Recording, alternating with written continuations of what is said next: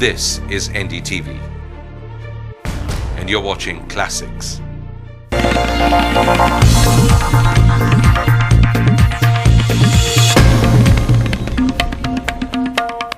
Hello and welcome to Walk the Talk. I am Shekhar Gupta at World Economic Forum in Davos, and they say here that if you throw a stone, you are likely to hit 5 CEOs, 3 finance ministers, 2 heads of states, and possibly 1 Hollywood star or rock star. Now, my guest this week here is not one of those, but he's a celebrity in his own right, bigger than many of those. In fact, many of those will line up to hear when he speaks.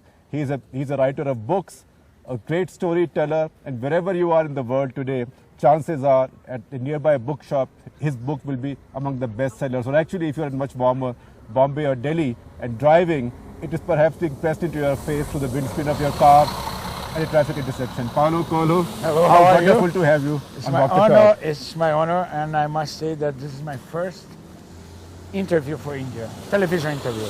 Well, thank you very much. And then we are walking here. So I would say that -5, -6. -18 we began this morning, but between one Brazilian and one Indian, we can get the temperature up a little bit. God. But anyway, Shekhar, you bought me this beautiful hat.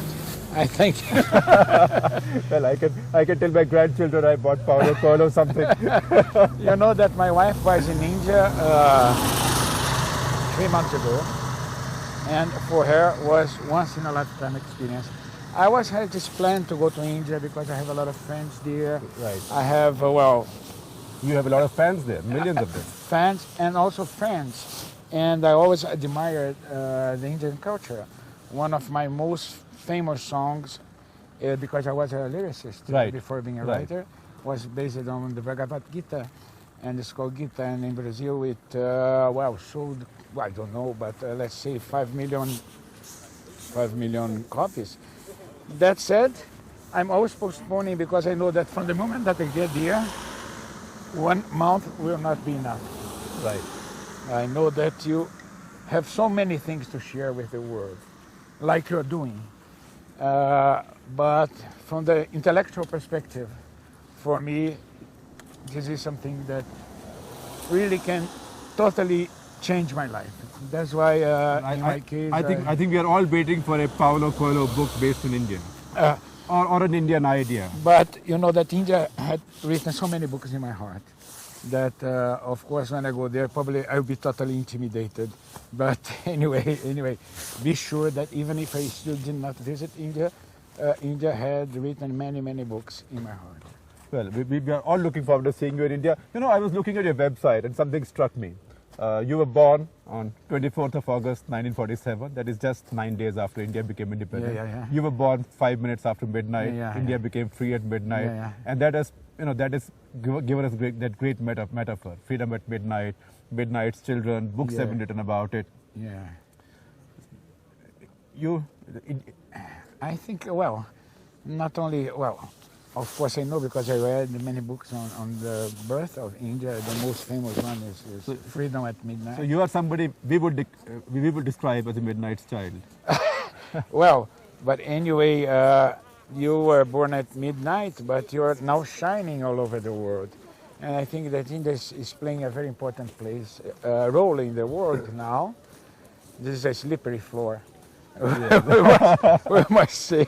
Once again, a Brazilian and an Indian are not trained to handle it, but we shall survive. Yeah. But then what I think is that your country, there is a very important lesson that you teach the whole world is tolerance. That is something that you find in India. You find a very spiritual life, a very intense and spiritual life, and then you preach this tolerance, and you can see people there totally concerned with, I consider to be the next step of humankind, that it is spirituality.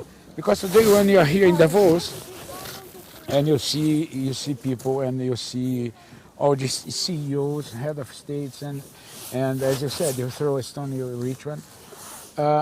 What we see here is that they are discussing the meaning of life. Right. There is always this prejudices about Davos, that they are only thinking about money. This is not true. But now I see a lot of conscience coming in. I think people have Absolutely. made money over some years. Yeah, And yeah, there yeah. are questions being raised. Yeah, yeah. And now there I start asking the question, so what is this for? Right. What is the meaning of my life? Therefore, from this moment on, I think not from this moment on, but I would say that for this past 5 or 6 years, you see the discussions are more in an intellectual level. What you describe in your writings as a plunge into your soul, Yeah, and you say, but before that there has to be a burst of creativity. absolutely, absolutely. But before I forget, there was a reader in India that sent me an email, and I think it was one of the most beautiful emails. I forgot his or her name, but she said that she read my most recent book, and she was doing a draft in the river, in the Ganges, Right. and she decided to take the book and put it in a plastic bag, and to take my book on the sacred waters of Ganges, because she thought this is symbolic, to allow a book to travel in the sacred waters. For me, you see how creative and how inspired you are, because somehow my soul is in my books. Right. I try to share the best of myself. How could I ever imagine in my life? I'm a Brazilian, so there is a lot of barriers Right. before you become a worldwide translated author. So I started writing because I was really convinced. 59 languages, 65 million copies. You're giving No, the Bible. no. Giving the Bible a competition. We're close to 100 million copies. 100 million copies. Yeah. But and then I could never dream that a Brazilian writer who writes in Portuguese. So Portuguese does not have this literary tradition. But thanks God, I did not quit. I had the dream, and of course, for many, many years, I tried to deny this dream. I tried to say that it was impossible. Then there was a moment in my life when I was 38 that I had nearly everything. I had love, I had money, I had a house, but I wasn't happy. Right. And it was this turning point. I said, why am I unhappy? I am unhappy because I'm not doing what I want to do, and it was to write. You may think that probably I was too old, because 38 people are So already... it's a bit like Santiago wondering whether she should go back Absolutely. to his flock after making some money. Absolutely. It's like The Alchemist. I think that when I wrote The Alchemist, it was a metaphor for my life. Right. Because now The Alchemist is my second book. My turning point was The Pilgrimage to Santiago de Compostela, my first book. Then afterwards I said, but why did it take so long to write my first book? And then I said, I have to understand myself. Because at the end of the day, my books are about understanding myself.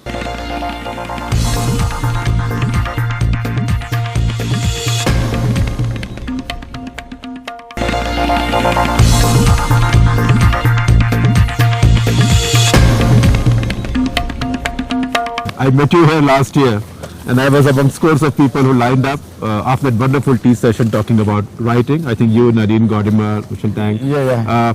And I brought you a book to sign, to autograph, and that was for a wonderful Indian actor called Tabu, who was a guest on this show and who said on this show that whenever she feels low, she reads your books, and she recited lines from your books. So I took a copy from her. So I think you should be seeing one of Tabu's movies one of these days. But anyway, I get a lot of course, I get a lot of feedback From India. from India, and back to Tabu and back to the artists. They play a major role today, because at least human beings trying to talk about common and sense of what's going on in our heart. No? Right.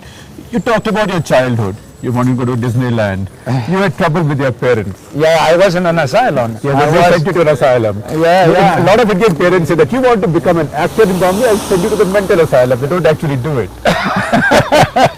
But in my case, well, my parents, out of love, I would say, Right. no, because they want to help me. They have their dreams.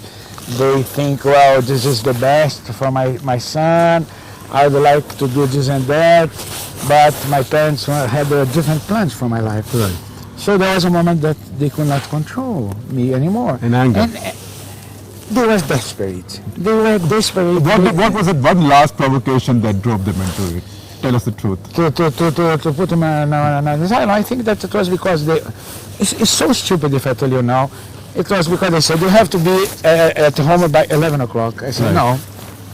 no, I'll be at home whenever I want. That was the last, let's say, right. drop in the glass. Huh? So, and then the next day I was in an asylum. But of course, it's an accumulation Right. of conflicts. Right. But I never see what happened in my life, because I've been to an asylum, to a mental institution 3 times, and it's something that it was bad for me. I always saw this as a kind of challenge. But there were electric shocks.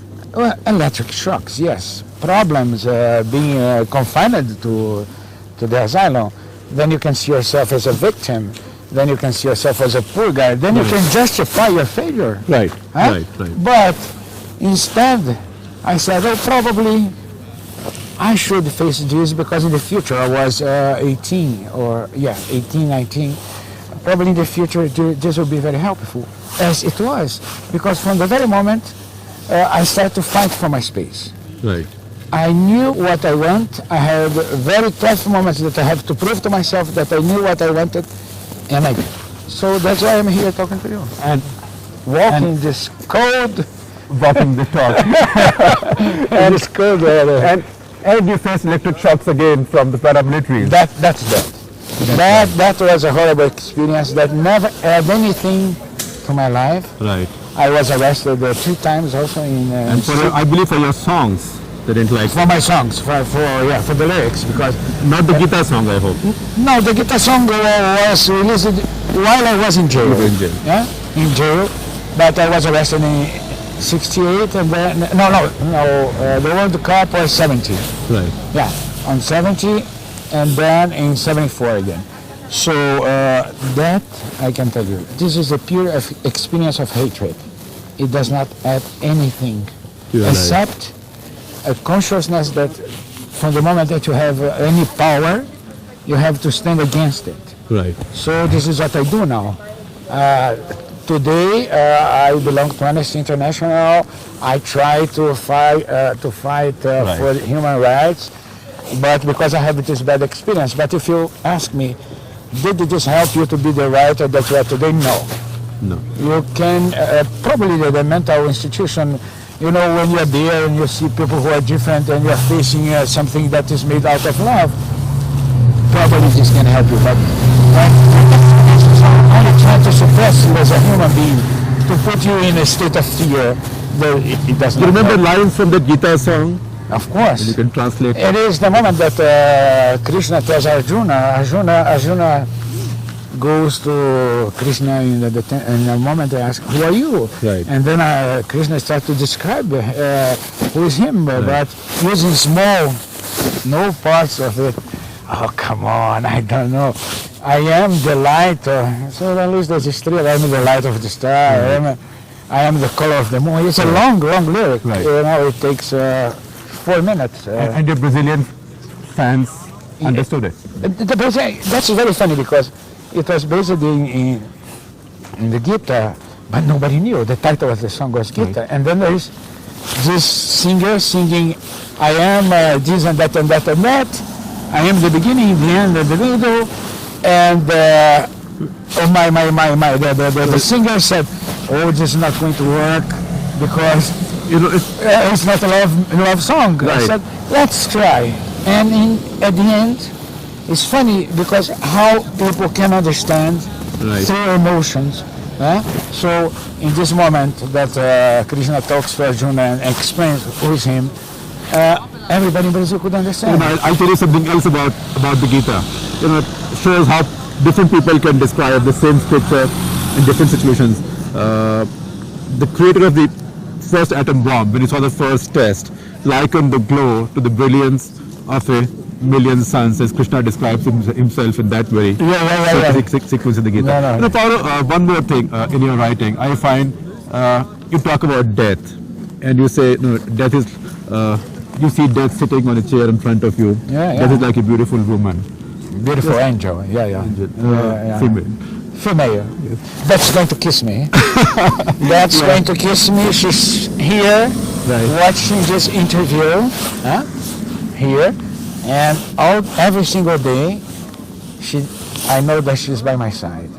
So she say, I may kiss you today. And I say, please don't do that. I say, I want you to live one more day. But you never know when this angel is going to kiss you. Therefore, try to do your best every single moment of your life. Does death fascinate you? Not fascinate me, but I'm conscious of dying. Most of the people, they think only the neighbor dies, not them. You know? So from the moment that I did this pilgrimage to Santiago de Compostela, I learned how to go along with that. You know Kerry Packer, the Australian media tycoon, there was a story about him that he was declared dead for 8 minutes once. When he came back, he said the good news is there is no devil. The bad news is there is no heaven.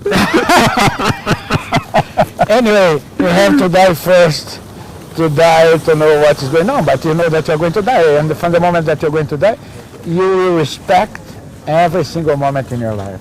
Right. No, so we are walking this path. You have your questions, I have my answer, but I'm not only answering you, I'm trying to put my best because I know my responsibility as a human being. And I know that death is there. Carpe diem, spend your day and do the things that you should do with all your heart.